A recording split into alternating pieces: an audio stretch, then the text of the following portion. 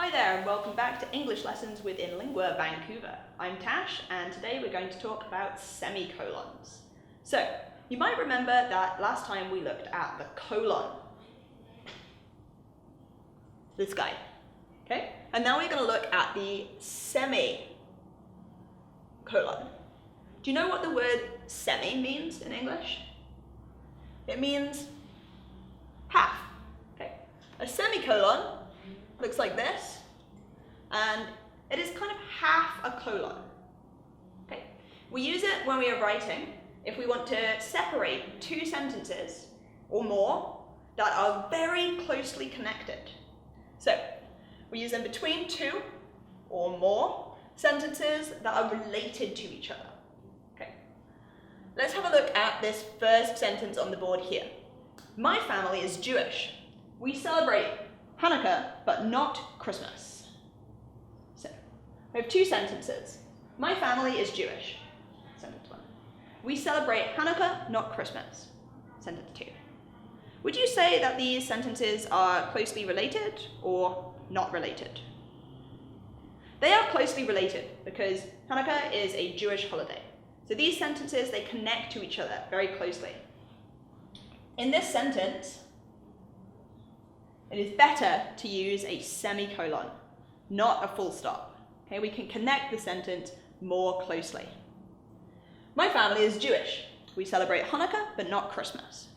When you hear it, it's more like a comma. Okay, the pause is a lot smaller for a semicolon than it is for a period. Let's have a look at my next sentence. My family is Jewish, not Christian. Okay, between two or more sentences. And here we have a semicolon right in the middle. My family is Jewish. Is that a complete sentence? Yes, it is. So, for the first part, we know, yeah, okay, we could use a semicolon. But have a look at the second half. Not Christian. Is that a complete sentence? It is not a complete sentence, so we cannot use a semicolon. We have to use a comma in this situation because this sentence is incomplete. It is a fragment. It has to be strongly connected to the first part of the sentence to be grammatically correct. So, my family is Jewish. We celebrate Hanukkah, but not Christmas.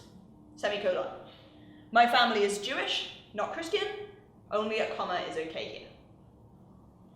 Have a look at the next sentence. My dad is a coach. We get free tickets. My dad is a coach, we get free tickets. Okay, we know by listening that this sentence is a little bit too long. We need to have a pause, a breath in the middle. Can you see where you think we would put the punctuation? Okay. My dad is a coach. Is it a complete sentence? Yes, it is. How about the second half? We get free tickets. Is that complete? Also yes.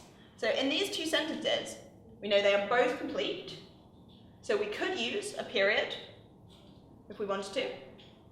But do we want to separate them that much? Do you think these sentences are closely connected?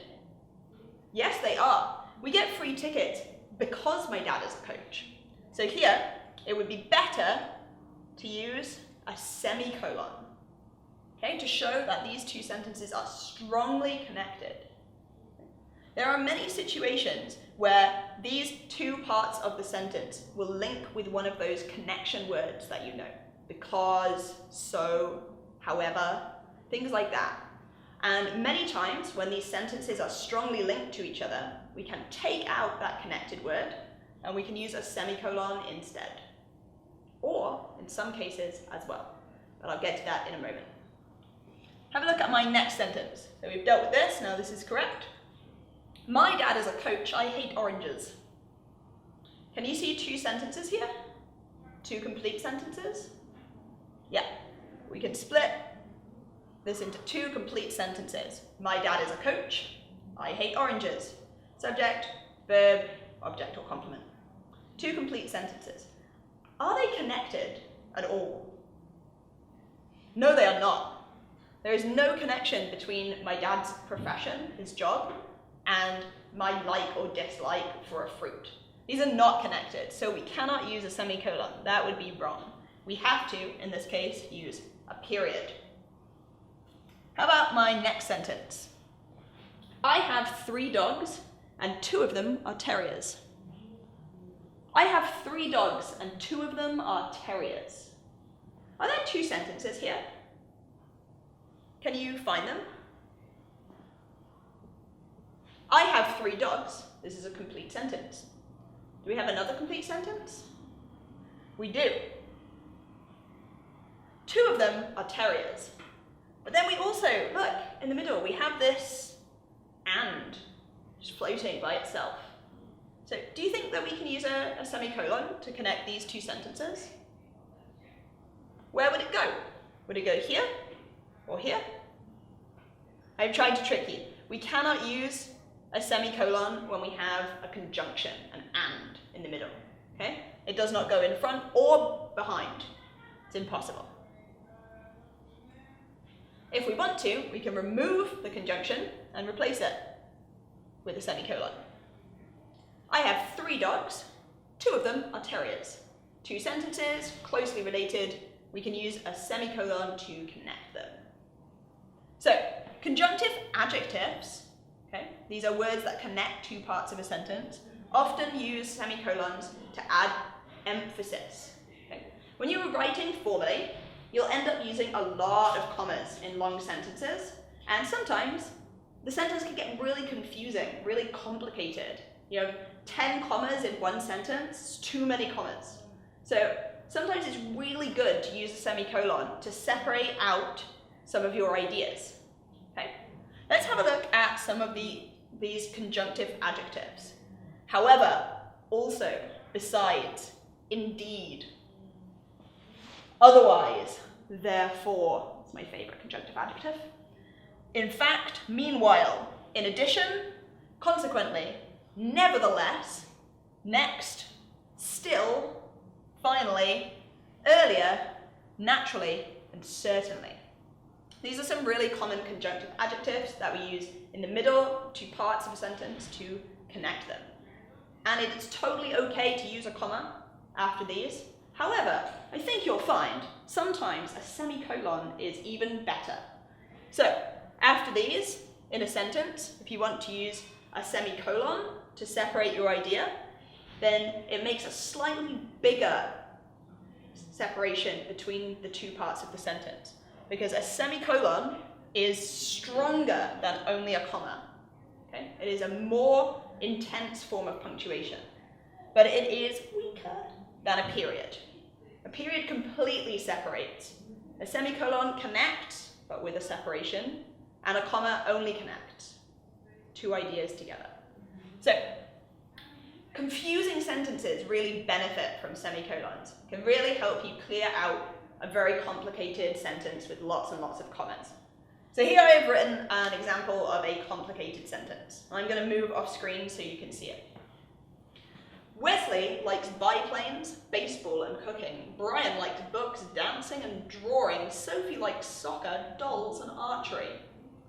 So, how many people are in this sentence? We have Wesley, we have Bryan, and we have Sophie. We have 3 people, okay? And we are talking about their likes. So these ideas are very connected, definitely. But using a comma all the time makes this really complicated. It gets confusing pretty quickly. So the best thing to do would be to change some of those commas into a semicolon to separate the ideas a little bit more. Where do you think we would put the semicolons in this sentence? Have another look. Wesley likes biplanes, baseball and cooking. Bryan likes books, dancing and drawing. Sophie likes soccer, dolls and archery. So we have 3 people. We kind of have 3 parts to the sentence. The best place to divide would be to separate the people from each other. Wesley likes biplanes, baseball and cooking. Bryan likes books, drawing and dancing. Sophie likes soccer, dolls and archery. So when I say it like that, I have a little bit of more of a break. And if you write it down with a semicolon, people know to take a little bit bigger of a breath. Imagine if I had 10 people in a list here and all of them had 3 things they liked. Oof, I would be really tired by the end of that sentence. And that's when a semicolon can really save you. So, we've reached the end of our lesson on semicolons. I hope that helped clear up when we would use it and what the difference between a semicolon and a comma is.